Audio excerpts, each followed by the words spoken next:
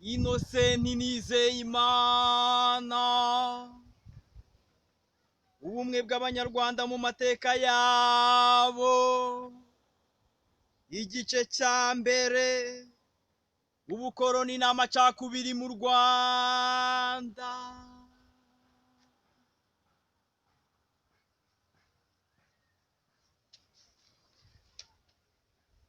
Igice cya mbere, u Rwanda mbere y'umuzo w'abazungu. Kugeza ubu nta muntu ushobora kwemeza neza igihe u Rwanda rumaze rutuwe. Icyakora ibimenyetso bigaragaza n'ibisigazwa by'ibikoresho byakoreshejwe n'abantu byagaragaje ko hashize nibura imyaka irenga ibihumbi 20. Ntibyoroshye kandi kumenya ku buryo budasubirwaho kw'imibereho y'abo bantu mu gihe cya mbere y'ubukoroni yari imeze, kuko batari bazi kwandika ngo twifashishe inyandiko basize. Niyo mpamvu amakuru y'icyo gihe azwi ari ay'abakoroni bagiye bavana mu banyarwanda bahasanze igihe bari bahageze bazanywe no kudukoroniza. Aya nayo bikaba bitoroshye kuyizera nk'uko umwanditsi Sindayiga yabivuga, kuko umuntu wabaga atazi n'igihe yavukiye biragoye kuba ari we wabasha gusobanurira abantu ibyabaye kera. Nyamara ariko byagaragaye ko ubu buryo ari ingirakamaro cyane mu kumenya amateka y'abantu muri rusange, kuko nko mu Rwanda by'umwihariko byagaragaye ko iyo abantu benshi kandi bo mu turere dutandukanye tw'igihugu bahurije ku makuru kandi bayasobanura kimwe, akenshi ayo makuru aba ariyo. Ikindi kandi hari ubwo ayo makuru yatanzwe n'abaturage usanga ahuza n'ibyagaragajwe n'ubundi bushakashatsi busanzwe bukoreshwa mu kumenya amateka. Niyo mpamvu no kumenya amakuru y'imiterere y'u Rwanda rwo hambere, abashakashatsi b'abazungu bifashishije cyane ubuhamya bahawe n'abanyarwanda bahasanze muri icyo gihe bazaga. Imiterere y'amoko mu Rwanda rwo hambere, abanditsi batandukanye banditse ku mateka y'u Rwanda bavuga ko mu Rwanda rwo hambere harimo amoko atatu ariyo Abatwa, Abahutu ndetse n'Abatutsi. Nyamara abandi bemeza ko atari amoko ahubwo ari amagambo yagaragazaga inzego z'imibereho y'abanyarwanda b'icyo gihe, classe sociale, social classes. Duhereye ku byanditswe na Antoine Nyagahene mu gitabo cye agira ati: Umututsi n'Umuhutu ni amagambo atarasobanuraga ubwoko, ahubwo ni amagambo yagaragazaga urwego rw'abakire n'abakene hatitaweho aho umuntu avuka.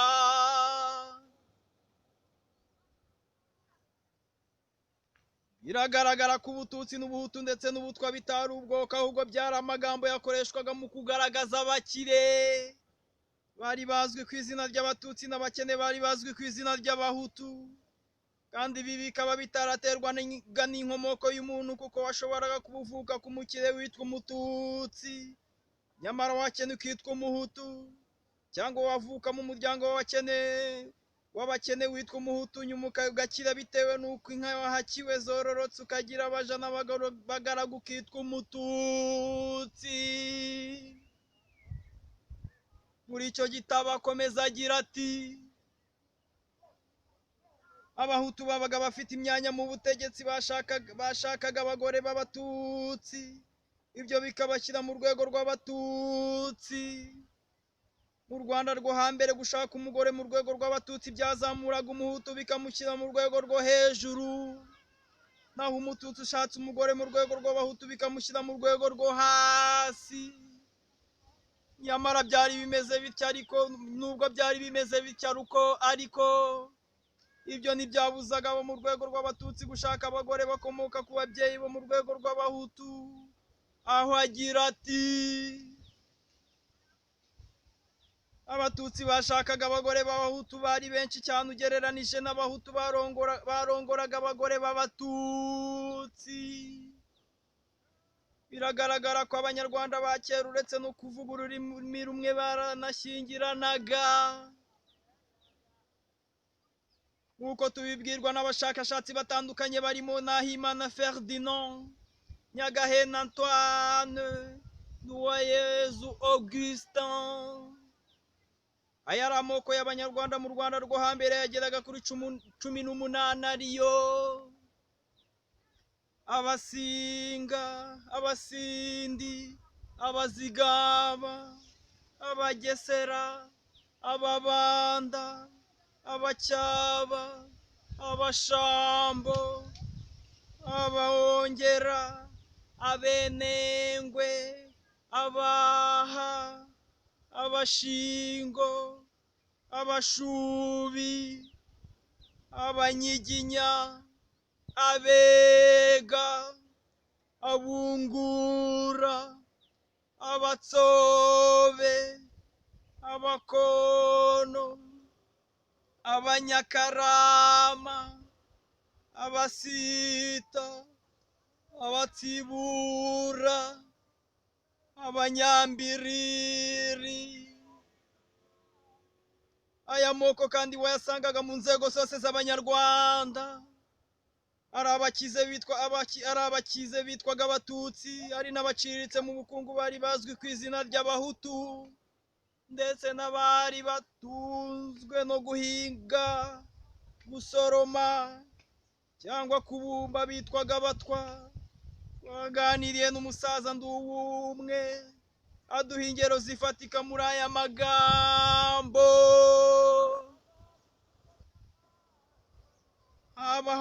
Habahungura b'Abatutsi bakaba bitwa Abanyori, akenshi usanga biganje mu majyepfo y'igihugu, naho Abungura b'Abahutu bakaba biganje mu majyaruguru y'uburengerazuba, ari nabo uwahoze ari Perezida Habyarimana yakomokagamo.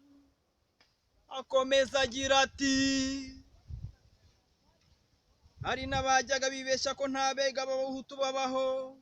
Aba ndabazi cyane ahitwa Mata mu karere ka Nyaruguru, uretse ko abenshi babaga barafashe ubwoko bw'abashebuja b'Abatutsi. Umwanditsi Nahimana nawe mu bushakashatsi yakoze hirya no hino abigaragaza mu mbonerahamwe ikurikira. Imbonerahamwe nomero 1: amoko yo mu Rwanda rwo hambere. Ubwoko, inzego z'imibereho. Abanyiginya. Mu Banyiginya Abahutu bari bafite 7.51, Abatutsi ari 28.96, naho Abatwa ari 66.30%. Mu Bega mu Bahutu ku ijanisha ari 7.49, mu Batutsi ari 10.74, hanyuma mu Batwa ari 11.76%. Abashambo Abahutu bari 2.99%, naho Abatutsi ari 9.0%, naho Abatwa ari 3.36%. Abakono mu Bahutu hari 0.23, hanyuma mu Batutsi ari 3.5. nta Batwa bari barimo ku ijanisha ry'Abatwa. Tugiye ku Batsobe, Abatsobe bari 0.65, hanyuma Abatutsi ari 1.99, Abatwa bo ari 0.42%. Abaha bari 0.27 Bahutu ku ijana, naho Abatutsi ari 2.1%. Abatwa bo nta wari urimo. Abashingo mu Bahutu hari 0.14, naho mu Batutsi ari 1.99, nta Batwa bari barimo. Abanyakarama bari bafite 0.13% mu Bahutu, naho mu Batutsi hari 1.4, nta Batwa bari barimo. Mu Basita hari harimo 0.8 mu Bahutu ku ijana, naho mu Batutsi ari 0.45%, nta batwa bari barimo muri icyo gice. Abongera mu bahutu harimo 0.9 ku ijana, naho mu batutsi harimo 0.22, ariko mu batwa nta muntu wari urimo. Abasindi mu bahutu harimo 14.86, naho mu batutsi ari 5.63, mu batwa hari 8.82 ku ijana. Abagesera abahutu bari barimo bari 11.96 ku ijana, abatutsi ari mu bagesera ari mu batutsi hutu harimo 11.94 ku ijana, mubabarire, naho mu bahutu ari 6.36 ku ijana, naho abatwa ari 24.79 ku ijana. Abasinga mu bahutu harimo 15.8 ku ijana, naho mu batutsi harimo 12.49, naho mu batwa harimo 6.33 ku ijana. Ababanda harimo 7.64 by'abahutu, hanyuma mu batutsi harimo 1.65, naho mu batwa harimo 18.48. Mu bacyaba abahutu bari 6.64 ku ijana, abatutsi harimo 5.74 ku ijana, naho abahutu ari 2.52 ku ijana. Abungura bari 6.84 abahutu, naho abatutsi ari 0.76 ku ijana, naho abatwa bo bari 3.36 ku ijana. Tubisanga mu gitabo cya Nahimana Ferdinand ku rupapuro rwa 64, nawe yavanye mu gitabo cya Dertefer cyitwa Les clans du Rwanda ancien, situation de 1960. Turisegura kuba iyi mbonerahamwe igaragaza imibare ituzuye kubera kwigaragaza imibare y'ubushakashatsi bwakozwe mu ntara y'Amajyaruguru ahahoze ari perefegitura ya Ruhengeri, aho Nahimana yakorewe ubushakashatsi yandika iki gitabo twifashishije. Uwakenera imibare igaragaza isura y'igihugu cyose yakwifashishije igitabo cya Marcel Dertefer twavuze haruguru ku mugereka w'icyo gitabo. Umwanditsi Antoine Nduwayezu we mu gitabo cyavuga ko aya moko utayasanga mu Rwanda gusa, ko no mu bihugu byari muri kano karere k'ibiyaga bigari imbere y'umuzo w'abazungu ari byo Ihangiro, Kiyanja, Buzinza, Kamutwara, Rwanda, Burundi ndetse n'Ubushi. Uhasanga amoko abaturage baho basangiye n'aya niremezo ariyo Abasita, Abagahe, Abasigi, Abazigaba, Abakimbiri, ubanza n'izina Mukimbiri rishobora kuba ari aho ryavuye, Abashambo, Abacyaba, Abagesera, Abashegetwa, Abungura n'Ababanda. Mu kugaragaza agaciro ayo moko yari afite mu mibereho n'imibanire y'Abanyarwanda, umwanditsi Nahimana Ferdinand mu gitabo cye agira ati: atazwi atanazi neza aho ajya, umugenzi uwo ari we wese yakirwaga neza. Atazwi atanazi neza aho ajya, umugenzi uwo ari we wese yakirwaga neza aho ageze, apfa gusa kuba avuga ubwoko bwe. Iyo ubwoko bwe bwabaga buhuye n'ubwo abantu agezemo, baramucumbikiraga bakamugaburira ndetse bakamufasha kugera ku ntego y'urugendo rwe.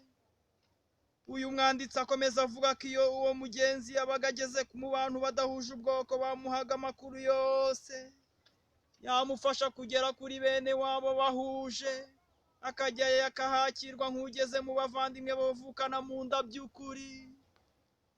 Twibutse ko ibyo abanditsi bakunze kwita clan ari byo byari ubwoko bw'Abanyarwanda mu Rwanda rwa mbere y'umuzo w'abazungu, nk'uko bigaragazwa na Jean Vansina mu gitabo cyaho abyivugira ubwe muri aya magambo: on appelait le clan, ubwoko, race, espèce, famille, genre.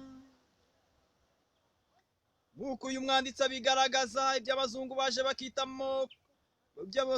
bakita amoko maze bagakuraho ibyari bisanzwe mu Rwanda atari byo, kuko ijambo clan ryavugaga ya moko twabonye mu mbonerahamwe yariho mu Rwanda rwo hambere, kandi rikubiyemo ibyo baje kwita race, ethnie, espèce, famille ndetse na genre.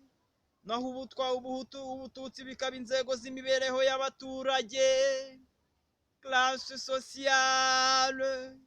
Bari mu Rwanda icyo gihe kandi bagahurira kuri ayo moko. Umwanditsi Dertefle nawe mu gitabo cyavuga kimwe na Jean Vansina. Uyu mwanditsi agira ati ijambo clan ryasobanuraga ubwoko mu Kinyarwanda, kandi wasangaga inzego zose z'imibereho y'abaturage, ni ukuvuga abatwa, abahutu n'abatutsi bayahuriyeho. Nk'uko Jean Vansine akomeza abigaragaza, ngo ubuhutu, ubutwa, ubututsi byatangiye kwitwa ubwoko, ethnie, race, ubwo umwanditsi w'umudage witwaga Eugene Hurel yandikaga igitabo cy'inkoranyamagambo y'ikinyarwanda yise dictionnaire. Ubwoko, race, aho kuba inzego z'imibereho y'abaturage nk'uko byari bimeze mbere. Akomeza avuga ko ijambo ubwoko, race, ethnie, race byaje kwinjira mu batwa, abahutu n'abatutsi guhera mu 1950 bitewe n'ubukoroni. Faustin Rutembesa, umwarimu muri kaminuza y'u Rwanda akaba n'umushakashatsi mu kigo cya kaminuza y'u Rwanda gishinzwe gukemura amakimbirane, nawe agaragaza inkomoko y'aya magambo aho agira ati ijambo tutsi ryasobanuraga amoko yose yari yihariye umurimo w'ubworozi, naho ijambo hutu rikavuga muri rusange abantu bose bakoraga umwuga w'ubuhinzi muri rusange, kandi ijambo twa ryo ryavugaga abantu bose bakoraga akazi ko kubumba cyangwa guhiga. Abashakashatsi kandi bemeza ko bitari igitangaza ko mu muryango umwe kandi ukomoka ku musekuruza umwe, famille ou lignage, usangamo abahutu n'abatutsi ndetse n'abatwa. Nk'uko umwanditsi Nyagahene akomeza abivuga, aho agira ati kenshi wasangaga mu muryango umwe harimo abatutsi n'abahutu, cyangwa abatutsi n'abatwa, cyangwa abatwa n'abahutu, cyangwa se bose uko bakabaye, kandi bose bemera bidasubirwaho ko bakomoka ku musekuruza umwe kandi uzwi neza. None se byumvikana bite ukuntu umuntu mu muryango umwe hashobora kuvukamo amoko y'abantu atandukanye? Ahubwo igishoboka ni uko mu muryango habagamo abakire bitwaga abatutsi nk'uko twabisobanuye, aba bakaba bari aborozi, abo mu rwego ruciriritse bari batunzwe no guhinga bakitwa abahutu, naho abakene batunzwe no guhiga no gusoroma imbuto bakitwa abatwa. Bakaba bakora imirimo itandukanye, bafite imibereho itandukanye kandi bakomoka ku mubyeyi umwe.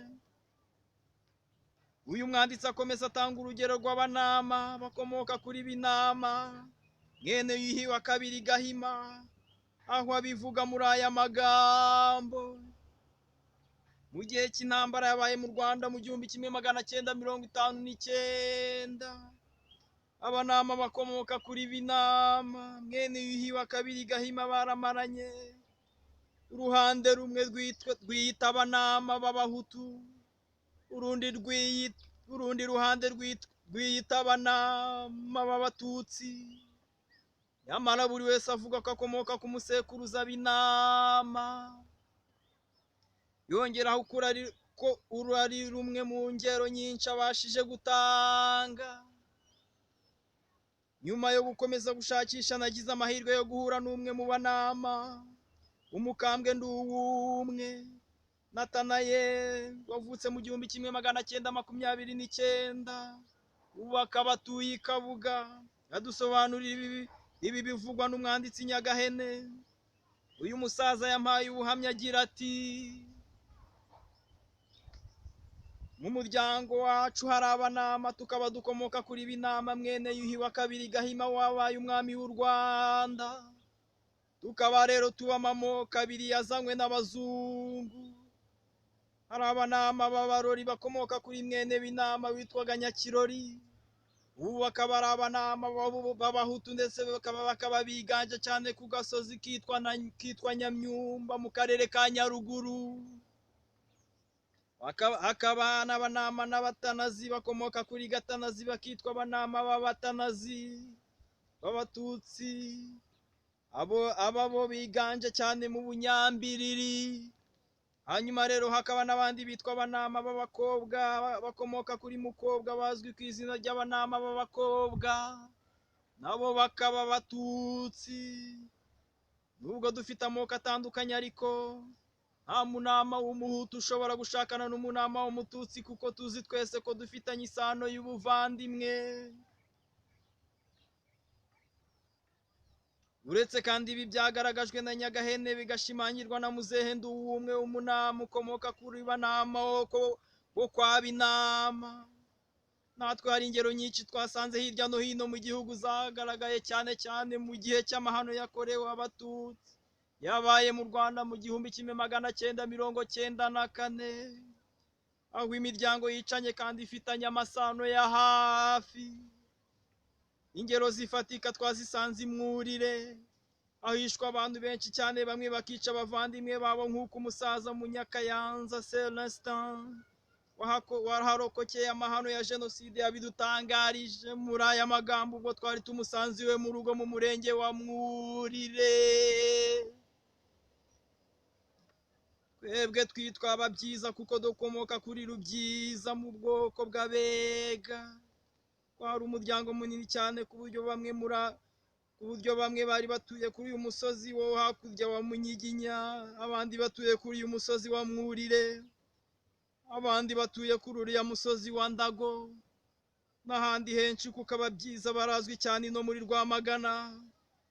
Muri uwo muryango wacu rero harimo umusaza witwaga Ibanze, akaba se wa Rwabagabo.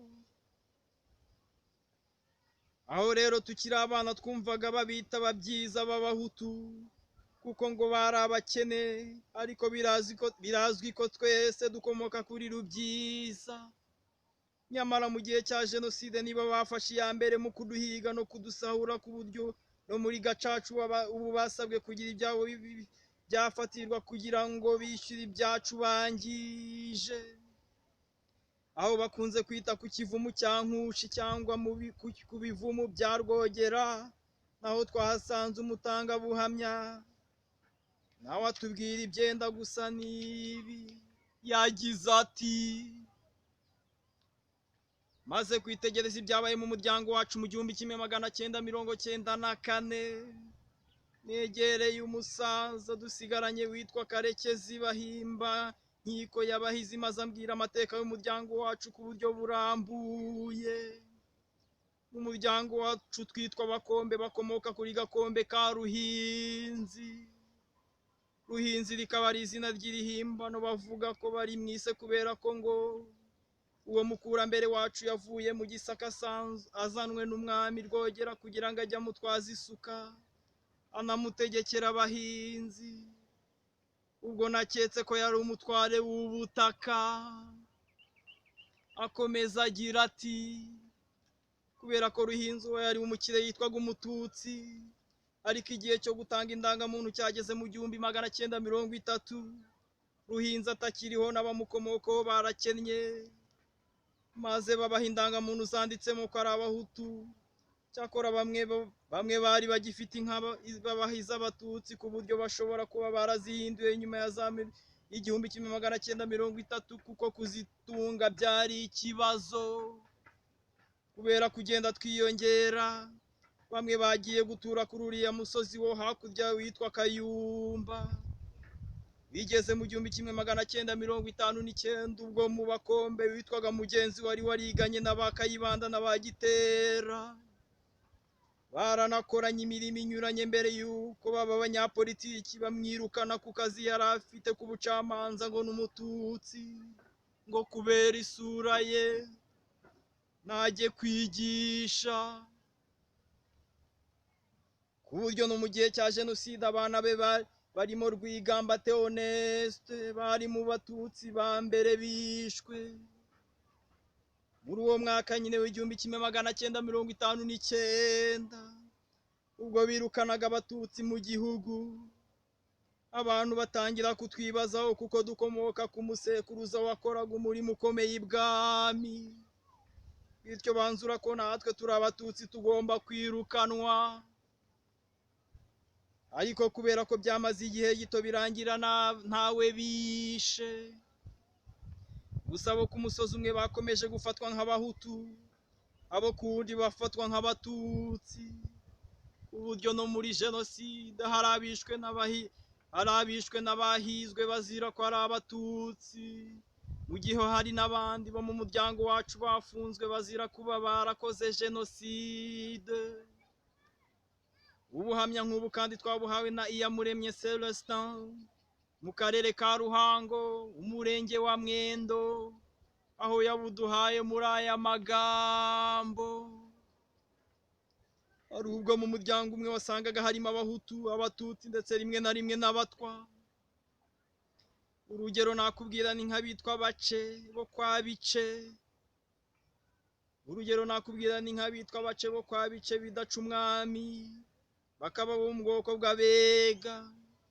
Uwo mukurambere wabo Bice nkubwira ngo yari umupfumu ibwami, nyuma amaze gusaza bamwe mu bana bakomeza umwuga we ibwami, maze umwami arabagabira baba bakire ku nka maze baba abatutsi. Abakomeje umwuga wo guhinga bo biswa abahutu. Noneho igihe cyo gutanga amabuku, indangamuntu zo hambere, bamwe babaha izanditsemo ko ari abahutu, abandi babaha izanditsemo ko ari abatutsi. Bikomeza bityo ku buryo ndetse no mu gihe cya jenoside Abace bitwaga abahutu bishe bene wabo babita abatutsi, kandi bose bakomoka kuri Bice. Turangirize ku buhamya bw'umutegarugori w'umwarimukazi mu ishuri ribanza rya Apakope, akaba yaravutse mu 1962. Mu buhamya bwe yagize ati: twebwe twitwaga abasana bakomoka kuri Musana wa Mvuriye, ubwoko bwacu turi Abasindi. Ubundi mvuka Ikiramuruzi, ariko bavugaga ko dukomoka i Karagari, ahahoze muri komini Giti. Hakaba hari igiti cyitwa Ikimana cy'Abasana, bavuga ko ariho umukurambere wacu Musana yaratuye. Bavuga rero ko yarashinzwe imihango y'umuganura ibwami, agakekwa ko hari ngo yaba ari umwiru. Niyo mpamvu rimwe na rimwe ku munsi w'umuganura hari igihe tubitegura tukajya kuri icyo giti kuhamwibukira, tuhakorera ubusabane. Akomeza agira ati: hari igihe twitwaga abatutsi kubera ko ngo batanga amarango muntu bwa mbere. Sogokuru yari afite inka nyinshi, kubera ko nawe urabyumva yari umuntu ukomeye ibwami. Bigeze mu myaka y'1959 birahinduka bitewe n'aho amateka yarageze. Nyuma muri jenoside abantu benshi cyane bo mu muryango wacu barishwe bitwa abatutsi, abandi bishora mu bikorwa byo kwica biyita abahutu, ndetse akaba ari nabo bagiye bafata iya mbere. Ubu bamwe muri abo barafunze, abandi gacaca yarabafunguye, mu gihe abandi bake barokotse bari mu bukene bubi. Abana babo ubu bafashwa na farge kugira ngo nibura babone uko biga. Arangiza agira ati: aha ubwo sibyo ni ibiki? ese wa mugani w'uyu mubyeyi ibyo ni ibiki koko? nk'uko tumaze kubisobanura rero ndetse tukanabyumva mu buhamya butandukanye, biragaragara ko mu buzima busanzwe habaho abakire, classe des riches, high class, abo mu rwego ruciriritse, classe moyenne, middle class, ndetse n'abo mu rwego rwo hasi cyane, classe inférieure, lower class.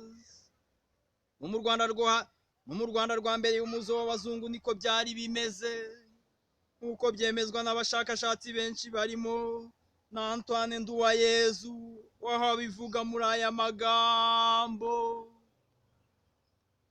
wasangaga abahutu, abatutsi n'abatwa basangiye ya moko bita abasindi, abasinga, abazigaba, abacyaba, abungura, ababanda, abega n'abandi.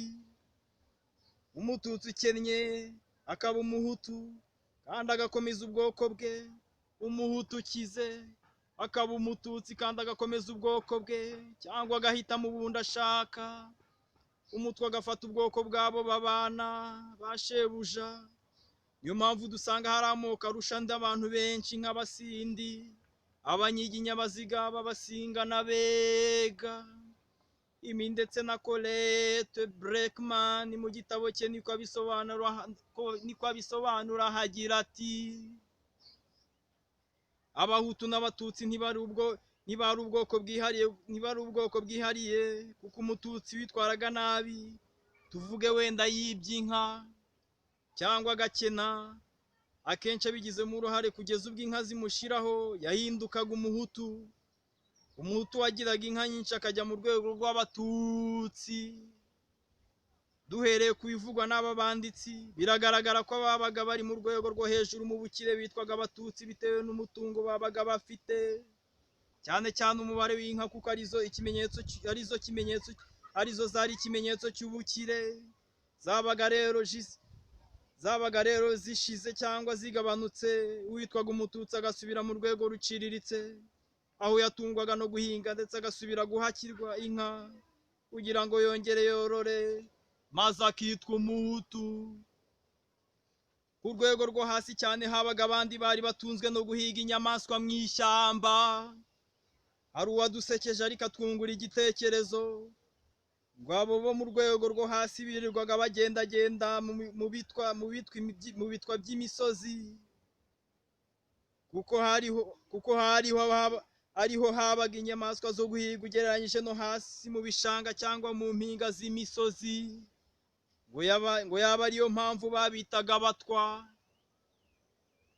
Ahubwo umunyamateka Emile Mworoha wasanga muri aka karere k'ibiyaga bigari hari inzego enye z'imibereho, kuko we yongeraho n'urwego rw'imiryango yavukagamo abayobozi, kuko abo muri iyo miryango yavagamo abayobozi bayoboraga ibihugu bari batandukanye n'abaturage basanzwe, kuko babaga mu buzima bwiza cyane. Imvugo yabo ikaba itandukanye n'iy'abandi baturage, kandi bafite imihango n'imigenzo bakora mu buryo bw'umwihariko. Aha ngaha atanga urugero rw'ababito bo mu Bunyoro, abaganwa bo mu Burundi, abanyiginya bo mu Rwanda, n'abahinda bo mu Nkore. Kuba rero amoko y'abanyarwanda yaba ariya twabonye agera kuri 18, birashoboka ko wayasangaga mu nzego zose z'imibereho y'abanyarwanda. Nta nubwo yaba kandi ari menshi, kuko no mu bindi